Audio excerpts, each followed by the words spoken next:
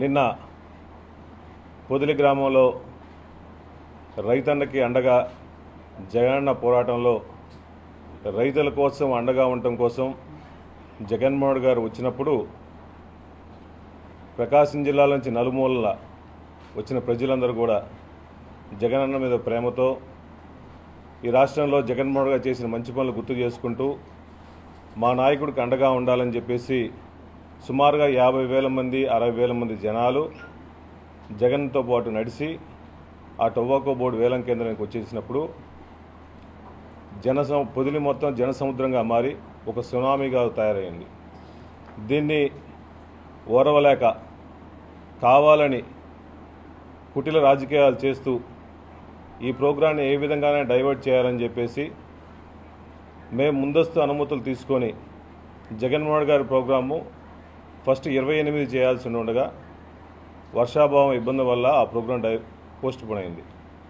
ఆ రోజు కూడా మేము మార్కాపురం సైడు హెలిప్యాడ్ తీసుకొని టొబాకో బోర్డుకు డైరెక్ట్గా 2 కిలోమీటర్ల స్ట్రెచ్ ఉంది, 100 అడుగుల రోడ్డు ఉంది, శాంతి భద్రతలు ఇబ్బంది ఉండదు, ట్రాఫిక్ ఇబ్బంది ఉండదని చెప్పేసి ఆ రోజు మేము పోలీసు వాళ్ళు రిక్వెస్ట్ చేస్తే కావాలని ఆ రోజు హెలిప్యాడ్స్కి పర్మిషన్ ఇవ్వకుండా మేము పెట్టిన ప్లేస్లన్నింటికి హెలిప్యాడ్కు పర్మిషన్ ఇవ్వకుండా కావాలని చెప్పి ఒక కుటిల రాజకీయంతో ఒక డిస్టర్బ్ చేయాలి, ఒక కాన్స్పిరసీ చేయాలని చెప్పేసి కావాలని చెప్పేసి ఆ హెలిప్యాడ్కి పర్మిషన్ ఇవ్వకుండా మీరు ఇంకా 2-3 ప్లేసులు చూసుకోండి అని చెప్పి దర్శి రూట్లో పర్మిషన్ ఇచ్చి ఆ దర్శి రూట్లో కూడా పర్మిషన్ ఇచ్చిన తర్వాత హెలిప్యాడ్ నుంచి ఏ రూట్లోంచి జగన్మోహన్ గారి పొగాకు బోర్డుకి వెళ్ళాలని చెప్పేది కూడా పోలీసు వాళ్ళే నిర్ణయించారు, మేము నిర్ణయించలేదు.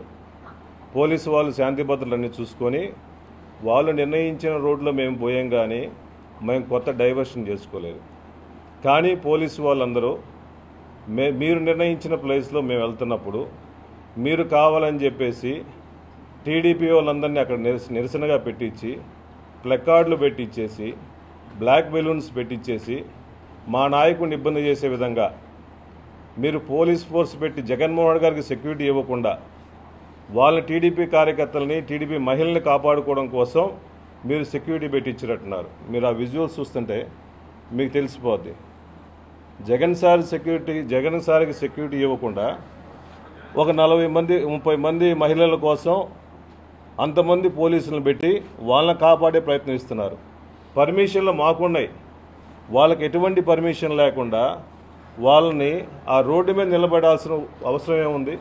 దాంట్లోనే వాళ్ళ ఉద్దేశం అవుతుంది, కావాలని డిస్టర్బెన్స్ ప్రోగ్రామ్ డిస్టర్బ్ చేయాలి, జగన్మోహన్ గారి ప్రోగ్రామ్ సక్సెస్ కాకూడదని చెప్పేసి అది పెట్టారు. నెక్స్ట్ పెట్టాము.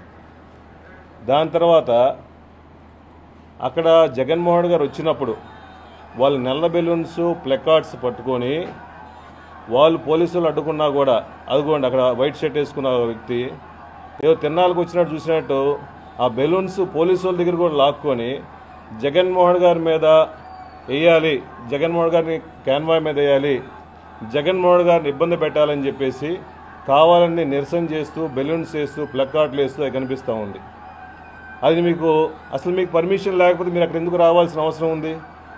మీరు కావాలని రెచ్చగొట్టే కార్యక్రమం చేశారు. మీరు దాంట్లోనే ఒక యాసిడ్ ఉంటే యాసిడ్ దాటి చేస్తే దాంట్లో బాంబులు పెట్టుకొని జగన్మోహన్ గారిని ఇబ్బంది పెట్టి జగన్మోహన్ గారిని చంపాలని ప్రయత్నిస్తే అది పూర్తిగా ఒక ఎక్స్సీఎంగా ఉండి ఒక జెడ్ కేటగిరీ సెక్యూరిటీ ఉండాల్సిన వ్యక్తికి ఈ విధమైన సెక్యూరిటీ మీరు ప్రొవైడ్ చేసేది.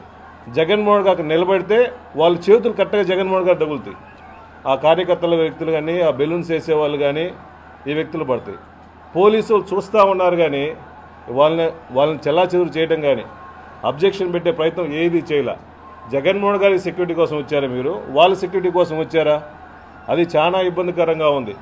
జగన్మోహన్ గారిని ఈ రాష్ట్రంలో వచ్చిన తర్వాత ప్రతిపక్ష హోదా ఉన్నప్పుడు మొన్న మిర్చి యార్డ్లో కానీ అనంతపురం విషయంలో కానీ ఇప్పుడు కానీ సెక్యూరిటీ ప్రొవైడ్ చేయకుండా వాళ్ళ టీడీపీ కార్యకర్తలను కాపాడుకోవడం కోసం సెక్యూరిటీ పెట్టారు, కానీ జగన్మోహన్ గారు ఇచ్చే పరిస్థితి లేదు. నెక్స్ట్ వీడియో పెట్టమ్మా.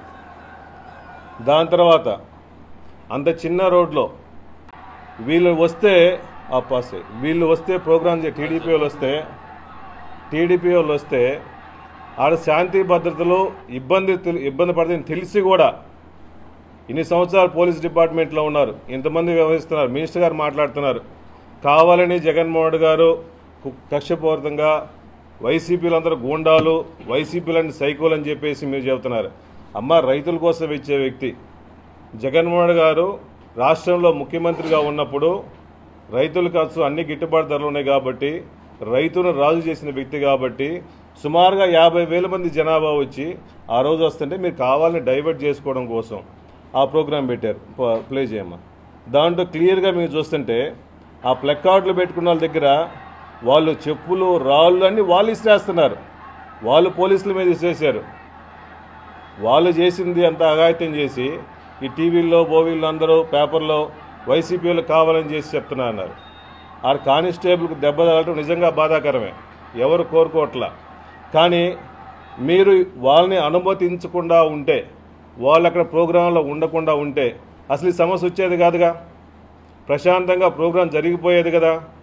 మీరే పెట్టి కవ్వించి రెచ్చగొట్టి జగన్మోహన్ గారి మీద వ్యతిరేక నినాదాలు చేపించి నానా రకాలుగా లా అండ్ ఆర్డర్ డిస్టర్బెన్స్ చేసింది వాళ్ళు, రాళ్ళు వేసింది వాళ్ళు. కానీ మా మీద, మా కార్యకర్తల మీద పైనుంచి వచ్చిన ప్రెజర్లో మా వాళ్ళని ఇబ్బంది పెట్టాలని చెప్పేసి 2 కేసులు పెట్టి 307 కూడా పెట్టారని చెప్పి తెలుస్తుంది. అసలు ఎక్కడుంది? ఎవరన్నా ఉద్దేశపూర్వకంగా పోలీసు వాళ్ళని కొట్టాలనో చంపాలనో మేము ఎందుకు ప్రయత్నిస్తాం? మాకు ఏ ఉద్దేశం లేదు. ఏదో చిన్న లా అండ్ ఆర్డర్ ఇష్యూ సమస్య వచ్చింది మీరు చేసుకోవాలి, కానీ 307 పెట్టి అలా ఇబ్బందులు పెట్టడం కరెక్ట్ కాదు. అదేవిధంగా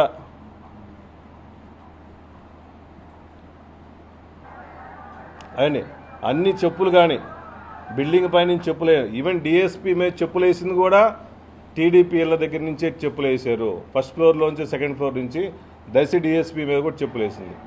అసలు ఇవన్నిటికి కారణం మా ప్రోగ్రాం, మేము పర్మిషన్ చేసుకుని సజావుగా చేసుకునే ప్రోగ్రాన్ని అక్కడ ఉన్న ఎమ్మెల్యే కానీ ఆడ గుణపూడి భాస్కర్ అని చెప్పేసి ఒక 3 రోజుల నుంచి కావాలని చెప్పి డ్వాక్రా మహిళలు ఇళ్ల చుట్టూ తిరిగి వాళ్ళ ఇంట్లోనే ప్రోగ్రాం మొత్తం ప్లాన్ చేసి ఏ విధంగా దాడులు చేయాలి, ఏ విధంగా అరాచకాలు చేయాలి, ఏ విధంగా ఇబ్బంది పెట్టాలి, జగన్మోహన్ గారిని ఏ విధంగా ఇబ్బంది పెట్టాలని చెప్పేసి మొత్తం ప్లాను, స్క్రిప్ట్ మొత్తం వాళ్ళు చేసి మేము చేసామని చెప్పి డైవర్ట్ చేస్తున్నామని చెప్పి రకరకాలుగా చెప్తున్నారు.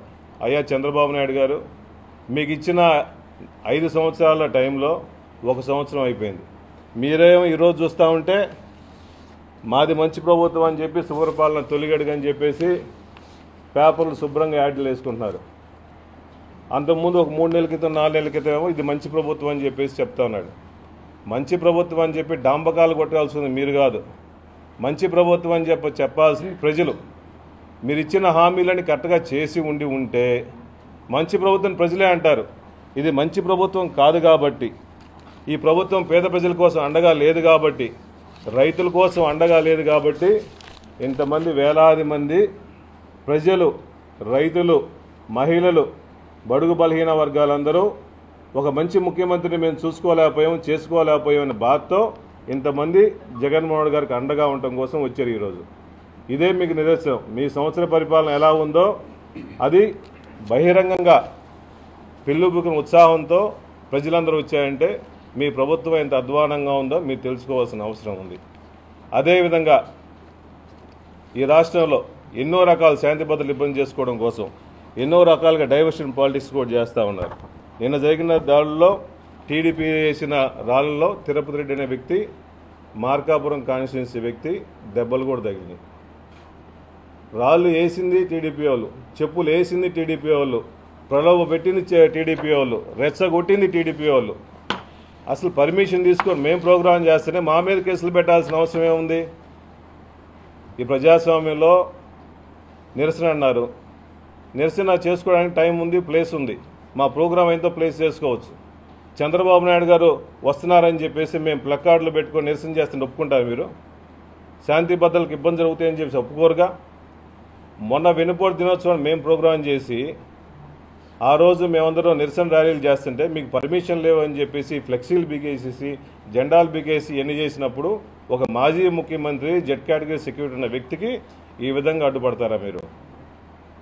దయచేసి ఇటువంటి ఆకతాయి పనులు ఆపేసి ప్రజలకు అండగా ఇచ్చిన హామీలు నెరవేర్చండి. జగన్మోహన్ గారు ఈ రాష్ట్రంలో పేద ప్రజల కోసం, రైతుల కోసం ఎప్పుడు పోరాడుతూనే ఉంటాడు. ఇటువంటి దయచేసి ఇప్పుడైనా పోలీస్ వ్యవస్థ ఈ వీడియోలన్నీ చూసి ఎస్పీ గారి దృష్టికి కూడా తీసుకెళ్తాము. తప్పు చేసిన వాళ్ళని శిక్షించండి, తప్పుని ప్రోత్సహించిన మొత్తం టీడీపీ వాళ్ళు కాబట్టి వాళ్ళ మీద కూడా కేసులు పెట్టాలని చెప్పేసి వైఎస్ఆర్సీపీ తరఫున డిమాండ్ చేస్తున్నాం.